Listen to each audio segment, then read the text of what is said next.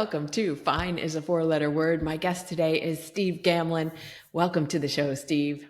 Hey there, Lori. Thank you so much. Happy to be here. Looking forward to our conversation. Right before we hit record, we were trying to remember how we were originally connected because it's been a few years. I was a guest on your podcast and we've had so many conversations and, and we couldn't figure it out. We're like, I don't know, like lots of things. We just get connected to people and I don't remember how, but it might've been Keith Reynolds. Could have been. I blame my lack of memory on a black mold infestation in our attic in 2023 that had been there for apparently 2 years, and a former, now retired energy drink addiction. So I've never done drugs in my life, but I think between those two things, I fried a couple of chips. So wow, yeah. How did you discover that? I mean, how did you discover the mold and that? Yeah, we had a rainstorm where the rain was blowing sideways. And it went in through one of the attic vents, and we got a little bit of water stain in the inside of our second floor bathroom ceiling. And my wife said, maybe you should go upstairs and look. And I moved the plywood to get up there and went, oh no. The plywood was black. Ugh. And it turned out there was a hose disconnected from a vent that was the air conditioning and the central heat right above the vent in my office. So I was basically breathing that stuff for about 2 years. My gosh. And, wow. Brain fog, memory lapses, extreme fatigue and exhaustion, inability to focus, lack of focus, and even days where I just stare catatonic at the screen trying to come up with a word and couldn't figure it out. What did you think was happening? I had no idea. I honestly had no idea. Wow. Other than, we had the pandemic, what are now referred to as 3 deaths in the pandemic. My dad died. One of my business mentors died. Our little dog died. Both my businesses got destroyed in the pandemic at first. Yeah. And just the depression from all of that. And I just figured, well, just going through some stuff. Mm-hmm. Didn't even realize that they should rechange 5-hour energy labeling, by the way, because by the end of my 16-year addiction, I would have called it 9-hour lethargy. It was actually working against me. Yeah. Right. Okay. So here we are. and so I'm glad you got that cleared up and you're back to like your normal self. Yeah. Feeling good, feeling focused, lots of energy. Oh my gosh. Stop drinking energy drinks and find your natural energy again. Yeah. Right. I have a friend and past guest who would refer to it as getting high on your own supply. Yes. And surrounded myself with the right people. I'm doing a cellular detox now. My blood work numbers in the fall were abysmal. My liver couldn't even process all the toxins that were already in my body, and I was putting in more every single day. Wow. So my liver's very happy now. I bet it is. Yeah. And then your wife is probably happy too, because now that you're healthier, maybe you'll be around longer. Yeah. I won't be dying a little bit every day. So that's a big part of why I work out.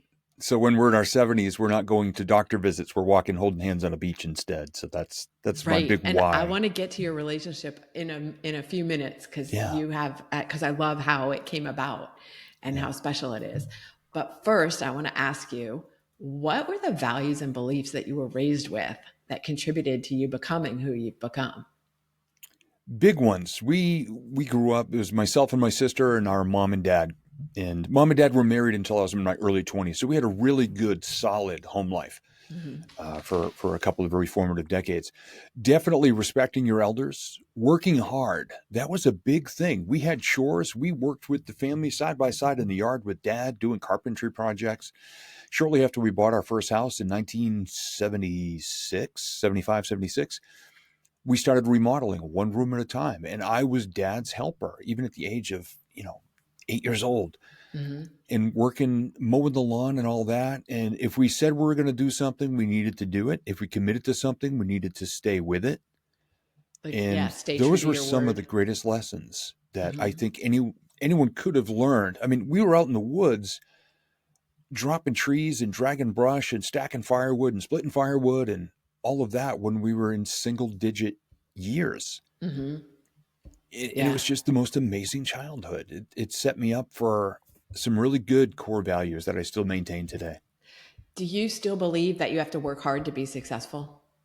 Yes.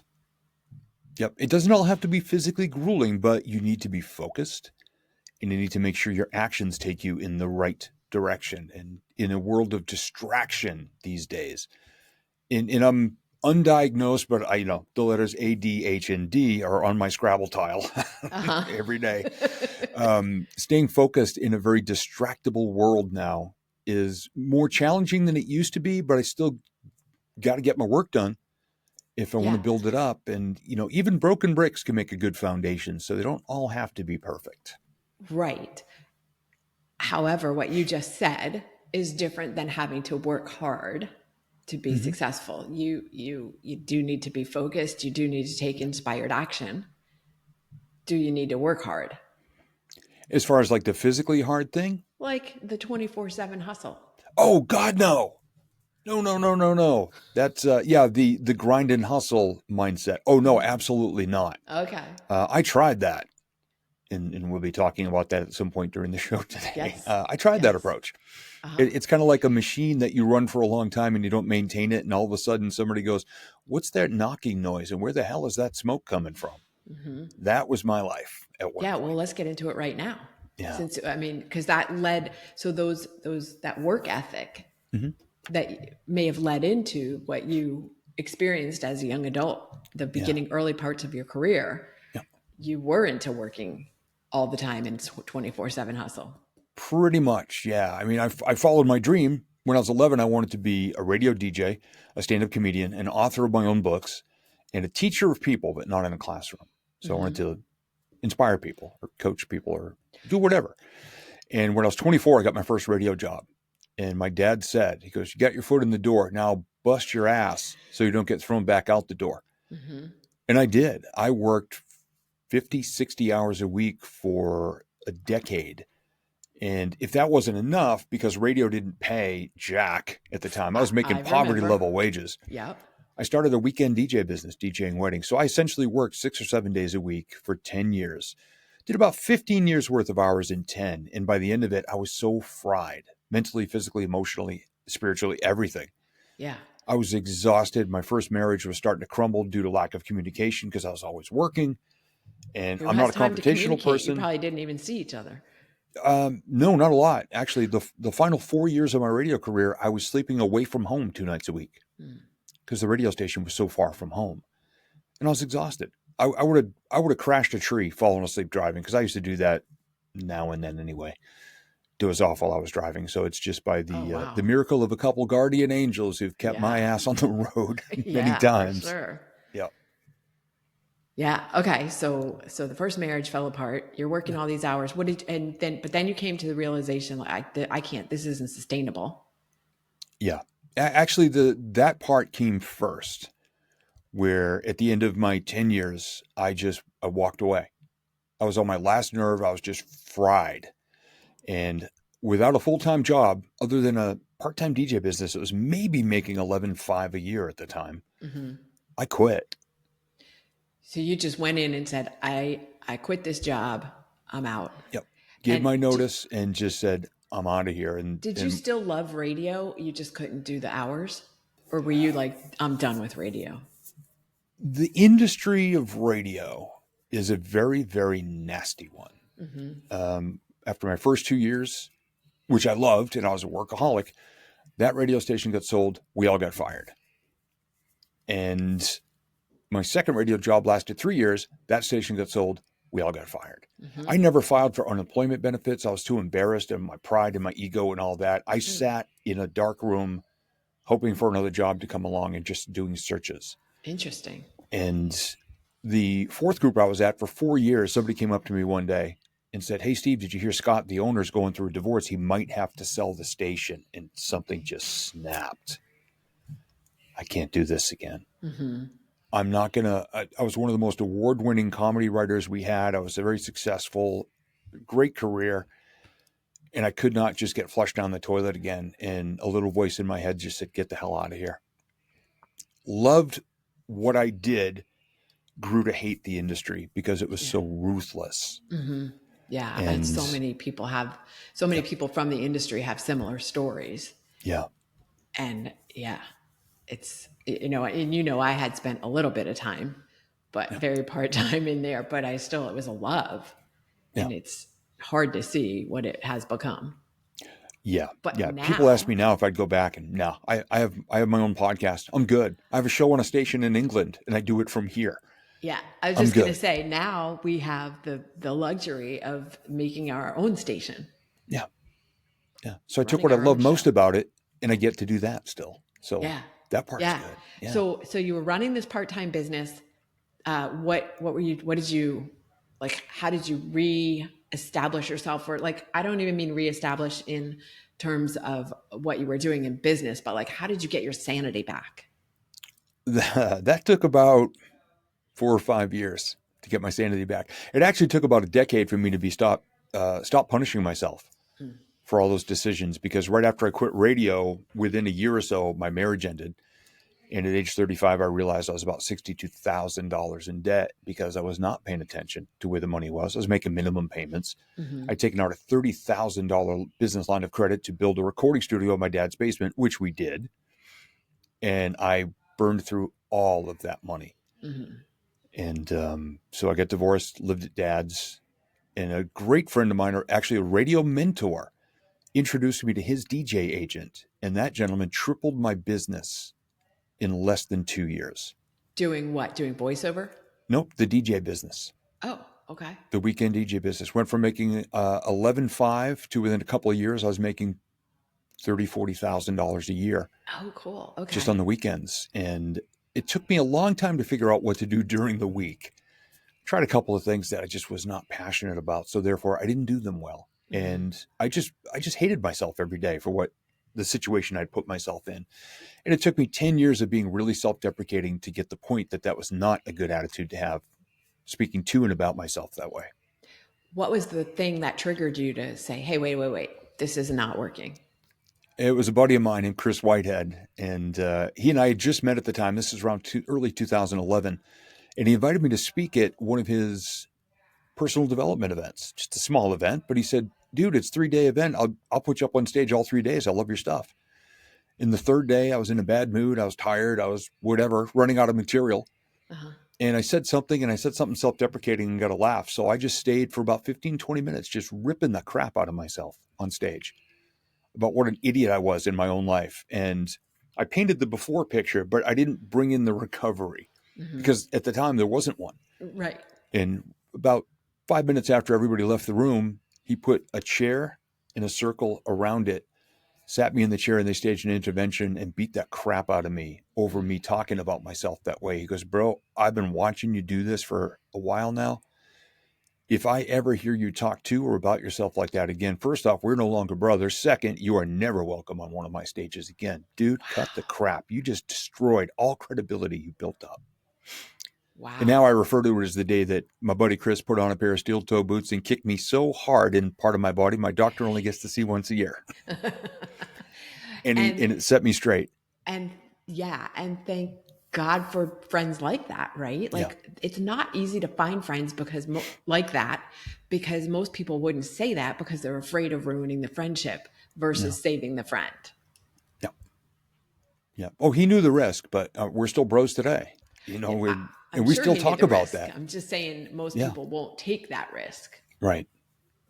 Right. Yeah. I'm so Wow. thankful for that day. And that despite a few people had tried to tell me, tone it down a little. Mm-hmm. I had 3 speeches in a row back in my Toastmasters days with the word idiot in the title, talking about myself. Mm-hmm. One was the idiot and his Odyssey. It was a play on, Right. Homer's work. And one guy came up after the meeting. He said, "Do you honestly believe this stuff you're saying?" He goes, "Because you're really wrecking yourself up there." And I just looked at him and said, "Yeah." And he Mm-hmm. said, "That's not good." It didn't go any farther than that, but Right. Right. that was a few years before Kris Yeah. swung the steel toe boot, and I finally got the lesson. And now I get to coach other people on that. When I see them that way, I get to Yeah. return the favor. Mm-hmm. Mm-hmm.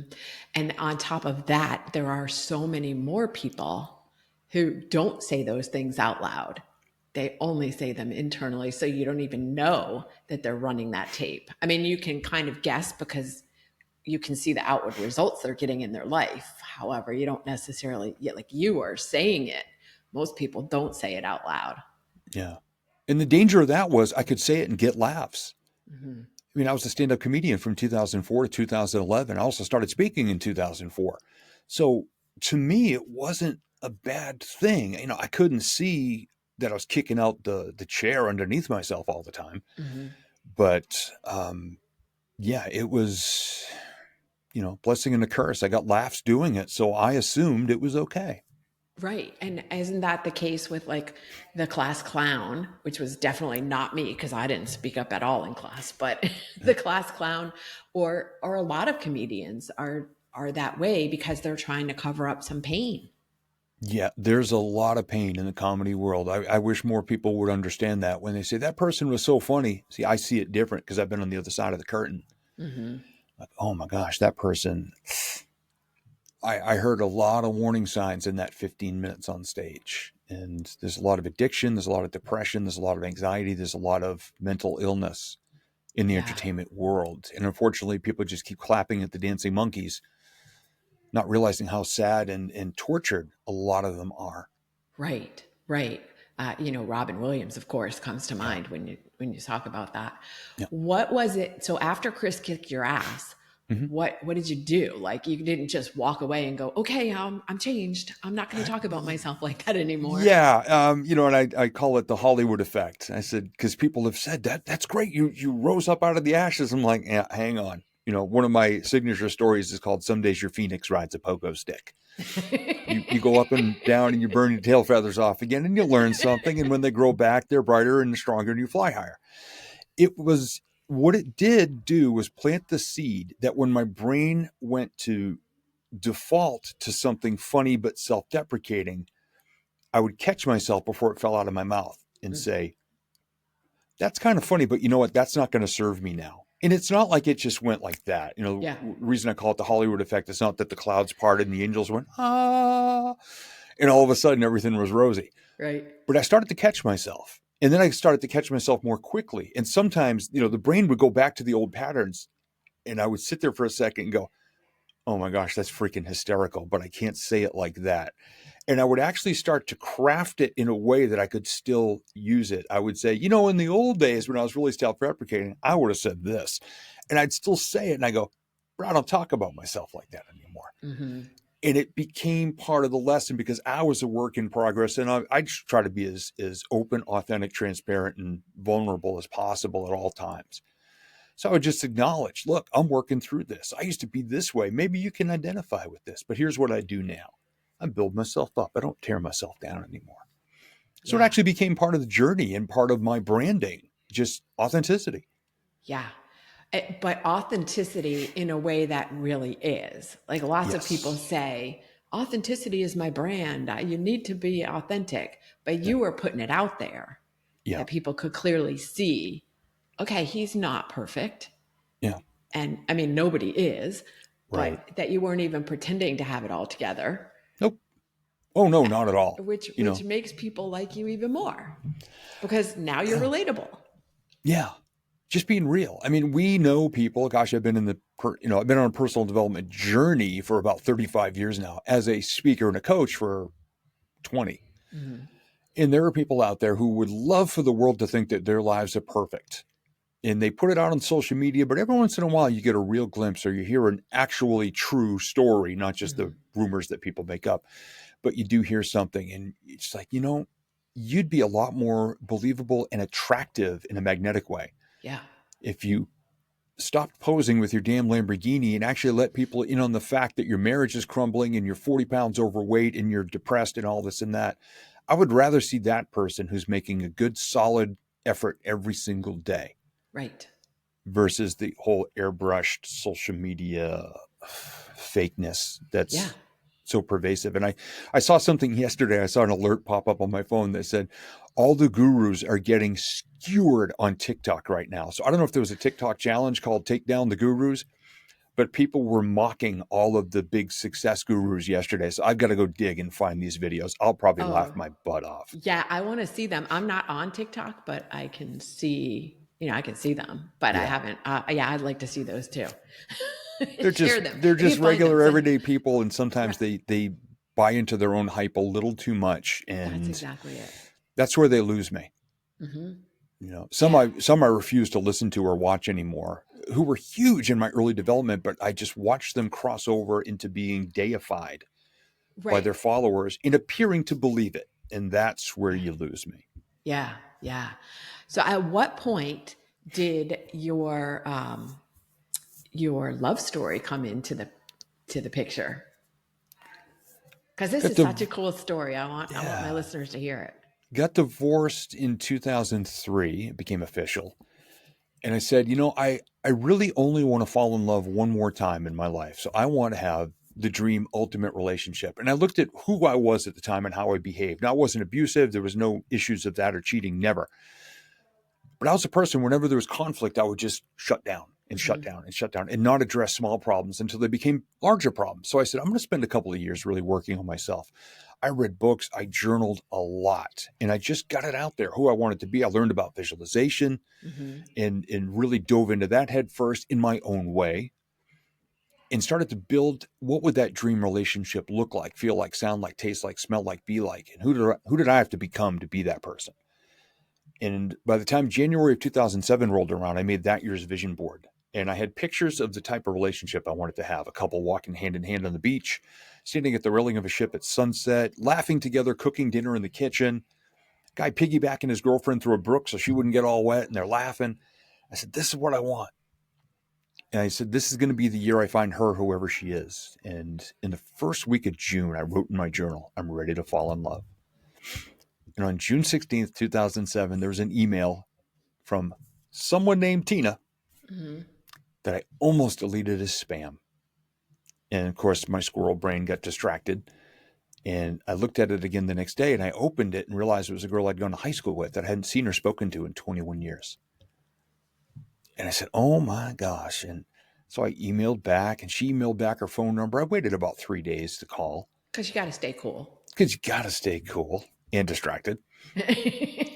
And she didn't have any social media footprint, so I could do no reconnaissance. There was Oh, not even a picture jeez. of her to be had anywhere. Oh, I don't like that. I want to So, know. yeah, I called her number and she answered. And the first words I heard from her in 21 years in her typical, nice, amazingly like cool voiced sarcasm was, it's about time you called. And I just started laughing on the phone. I'm like, how are you? She goes, I'm good. She was living in Florida at the time. And over the course of the next 4 weeks, just by phone, text, and email, I started to have feelings for her again because I had a crush on her in high school for 3 years and never had the guts to ask her out. Okay, I was going to ask that part. Yeah. Yep. Okay. I had a crush on her and I thought there's no way she would say yes. And she has since told me that I did ask her to the prom. And I said, and what'd you say? She goes, I said no. And I said, see? And she goes, ask me why I said no. So I asked, and she goes, because you said, would you like to go to the prom to me? And instantly said, just as friends. And she said, Oh. that's why I said no. She goes, because I had a crush on you back then. And I still have feelings for you and I love you. She told me that from 1,000 miles away in a text. Wow. 4 weeks after that initial email. And this June is our 17th anniversary. We've been together ever since. Wow. Okay. I want to get the chronology of things just in my head because you might have said it, but I don't know if I missed it. What Yeah. year was it that Kris kicked your ass? 2012. Oh, so it was I was still in after. the midst of being Okay. self-deprecating at this point. Oh, sure. Okay. Yeah. Hadn't done enough damage yet. All right. But you were able to attract your Tina into your life even Yeah. with that. Yeah. Yeah. Wow. That's definitely a Yeah. bond. Yeah. And then, she, a few months later, like she flew up here. Her grandmother was having surgery the next month. So I saw her for the first time in 21 years and just fell in love with her Mm. again. And a couple trips later, back and forth, she said, I really want to move back to New England, but I don't want to lose my job or leave my job. And about a month later, she sent me an email. She goes, I think this is that law of attraction thing. The company just offered to move me back to New England, pay for the move, put me up in a hotel for a month so I can find an apartment, and created a job for me in Burlington, Vermont, which is only 2 hours and 20 minutes from my house. Wow. And she goes, is this that law of attraction thing? And I go, babe, this is exactly the law of attraction. This is exactly what I teach and what I talk about. Yeah. And those things kept stacking up. And they eventually moved her back to New Hampshire so we could live together, and gave her a fully work from home thing with occasional travel. Wow. Yeah. And here we are. That's an amazing story. How did you get into teaching the visualization and the vision board stuff? It was weird because I first heard about visualization through about a 90-second snippet of The Secret where some guy named John Assaraf talked Uh-huh. about vision boards. Yep. I didn't And read anyone's book. I didn't buy anybody's program. I just learned on my own, trial and error, trial and error, trial and error, trial and a little success. And kind of took my own approach towards all of it. And thank God I took a lot of notes. Like I journaled like a madman in that decade. I still journal quite a bit. And then as people started to see the successes I was stacking up and these wins I was talking about and sharing on stages, hey, Steve, can you teach me how to do that too? Sure. You have a program? Sure. We're just not quite done putting it together yet. And I went through all my journals and I said, all right, what are the steps that I took? And I created a framework, and it's called Vision Board Mastery, and it still exists now. It's still my primary program. Mm-hmm. I just walk people from exactly where they are right now, once they figure it out, to where they want to be, and in such an order that the visualization framework is set up properly. It's not just slapping pictures on a board. Right. My program is 10 steps. You don't gather pictures till module 7 in my program. Mm-hmm. Everything else is internal work. Right. Making sure that your goals are your goals, not right. the vision board starter kit, like the Lamborghini, the yacht, the mansion, the Yeah. private jet, the helicopter, the big honking gold watch, and the bank vault full of gold bars. Yeah. That's a letter to Santa Claus right there. Pretty much. It's that's stuff. Yeah. There's more to life than that. Right. I teach 8 areas of life, and people go, ooh, that many. Okay. And they're either in for the work or they're not. Yeah, that's okay. And it's not even work. Like, to me, it's kind of fun. You're like uncovering the layers of an onion of yourself. Yeah, exactly. Who you are, where you want to go. And the most important thing for me anyway, it's not just what you get, it's who you become. Right. So doing what I did in the early 2000s, what's the best version of you in all those areas of life? And I talk physical health, emotional well-being, your relationships, your core values, your faith, your connection, your career, and your money. Right. They're all happening 24/7. So wouldn't it be a good idea to actually have some say in where your life is headed? Yes. We've talked about this before too, the feeling behind it. It's not just this is what I want, but how will you feel when you are that person, or when you have that thing? And when I say thing, I don't necessarily mean physical, thing, but when you have what you want, how will you feel? Oh yeah. And I came up with a hashtag that I love. It's on all of my vision boards. It's in my I am statement, an audio that I listen to often, which is kind of an audio walkthrough of my ultimate dream life, as though it's already happened. I enjoy this, I am this, I have this, I've become this. Yeah. And my favorite 2 words, charismatic confidence. Because those are 2 things I did not have in my life. I was not charismatic in high school. I shut down. I was not confident, had no game at all. Well, who with has the ladies confidence in high school, really? Well, a lot of people claim they did, or they put up enough of a fake wall that they did. And me being transparent, I just looked around and go, okay, here I am sitting in the corner. Right. I hung with some pretty smart and cool people, but I was fringe at best, and was not confident really until almost age 40. Which makes it even funnier to me that your story comes from that your wife is from high school. Yeah. Yeah. And people say high school sweethearts. I go, oh no, I didn't have the guts to ask her out. No. Right. It was about a 3-year crush. Yeah. Wow. I love that charismatic confidence. Yeah. That fell out one day. And as soon as I said it, and I've got a little mirror here in the recording studio over by my setup, I looked in the mirror and went, oh, that's badass. I'm like, I've got to use that. It even now, it feels so good when I say it. I can't help but smile, and I feel it. It's not just, oh, that would be cool. That was cool. Yeah. What I just felt when I said that. And I just take that on stage, off stage, backstage, walking down the Captain Crunch aisle at the grocery store. Just be Yes. charismatically confident, and it makes you attractive, and it makes other people so comfortable Yes. around you and non-threatening, and just leaving plus signs trailing behind you everywhere you go, and you'll never run out because I own the damn factory. Mm-hmm. That's what I love the most about it. Right. Right. That's Brendan Burchard talks about energy, and he talks about the energy plant doesn't have energy, it generates energy. Isn't that something like that? Yeah, Like I we love don't, Brendan. I yeah, got so to do meet I. him. I was very blessed a number of years ago to have a quick conversation with him after he got off stage. And it's one of the highlights of my speaking career was getting to just have a conversation with him. And he is what he is on stage, off stage. I've heard that, and that's Yep. so refreshing. Yeah, it is. Yeah. But yeah, so that you're not looking to other places for energy. Like you were talking at the beginning of our conversation about the energy drinks not giving you energy. Yeah. Yeah, because you have to generate it yourself. It comes from within. Yeah. And all the things that you've been talking about are what helps everybody, each of us, to generate their own energy, whether it's journaling, whether it's meditation, like visualization, looking inside for who would I like to be. And then, I always talk about the how is not our domain, but what steps can I take? What inspired steps can I take to get there? And when you have that charismatic confidence, you become magnetic, and those right people and right circumstances start showing up. Yeah. And Yeah, it that goes sounds back to kind of, something one of my English teachers said in high school. He would throw a kid out of class, but he would, on the way out the door, he would tell the kid, look, you're not in trouble. Just go sit on the bench outside the office. He goes, just act like you belong there and nobody will mess with you. And that's still, I mean, I graduated in 86. That still resonates with me that no matter where I am, I just act like I own the place.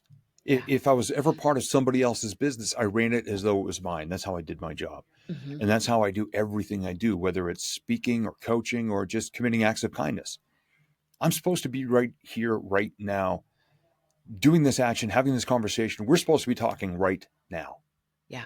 We may not realize why, but something's going to come from this volleyball game that's going to impact somebody's life. And we'll find out about 5 or 10 years from now.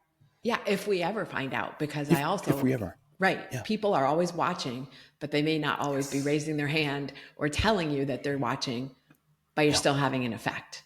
And that's why it's even more important to do all the things that we just talked about in terms of being authentic and finding who you are and becoming who you are. Yeah.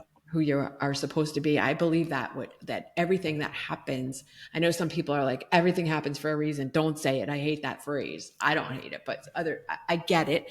Yeah. But to your point that you just made,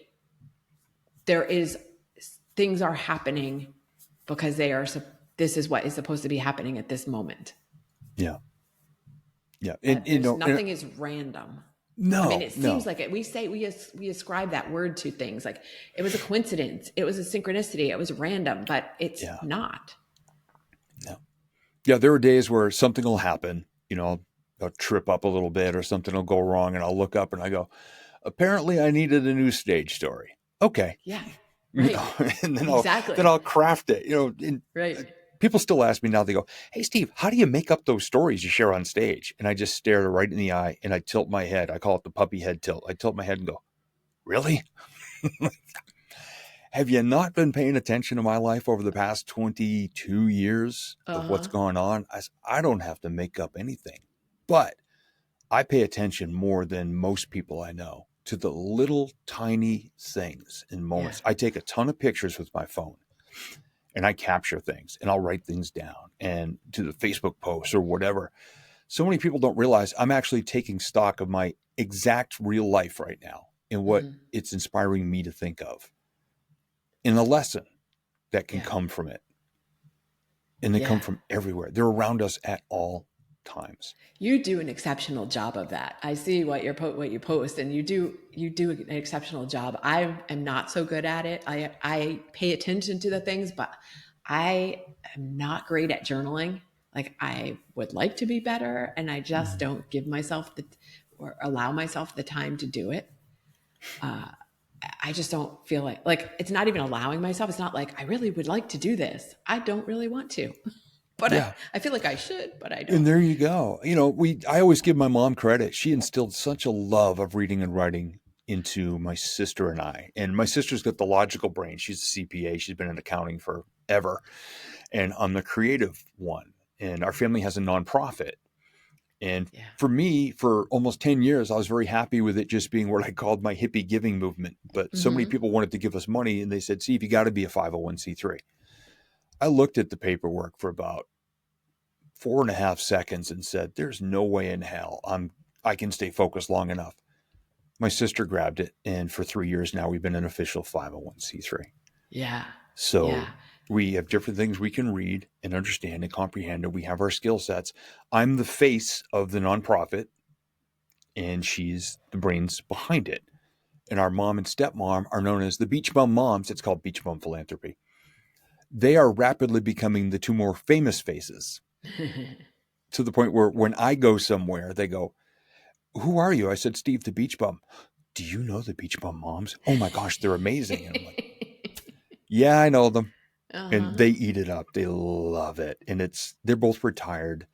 My stepmom we lost my dad a little over 5 years ago. Mm-hmm. So the passion and purpose of them being a part of this in their lives is giving them such a glow my mom's in her late 70s and my stepmom is 81. Uh-huh. So Yeah. their purpose, they're not just fine anymore. They're on fire, rocking and rolling, planning out their next dessert trip to the homeless shelter. Right. Which the lesson there is you're never too old. Yeah. And I will put a link to that in the show notes as well, to Oh, your thank you. organization. Before we go, what is, and this is such a great song to ask, or great, damn, I just ruined it. This is such a great question to ask you because of your background in DJing. But what's a song that you listen to when you need an extra boost of energy? What's your hype song? Oh, one of my first ones. And all I have to do is type the first letter in YouTube and it pops up. Happy by the Rolling Stones from 1972. Keith Richards, the guitar player, wrote it and actually sang on it. Uh-huh. Just part of why I love it, because he can't sing great, but he sounds amazing. Well, it's his And enthusiasm. it's just the enthusiasm, and at the time a lot of drugs, but the energy of the song is great. And I mean, God, the song is just called Happy. Yeah. I need a love to keep me happy. And it doesn't just mean a person, it just means you need love Right.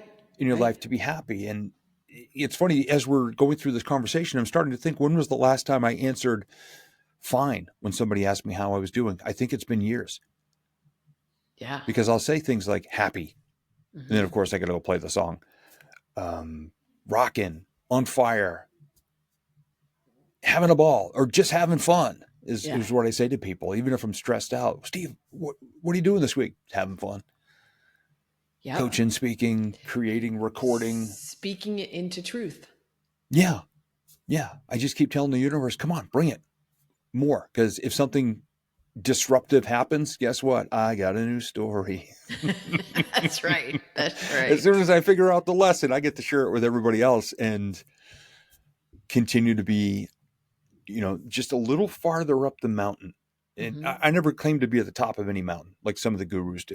Yeah. I'm just far enough ahead that I can yell back going, hey, watch out when you turn this corner here. You're going to fall on your ass in the mud. Go Right. around the left side of the rock. Yeah. That's Awesome. that's where I'm at. Happy. I so appreciate the opportunity to have this conversation with you. If someone else who's listening wants to continue the conversation, where's the best place for them to find you? They can find me nice and easy at stevegamlin.com, and that's GAMLIN. All right. We'll put a link to that in the show notes as well. Thank you for joining me today on Fine is a Four-Letter Word. Absolutely a pleasure. Thank you.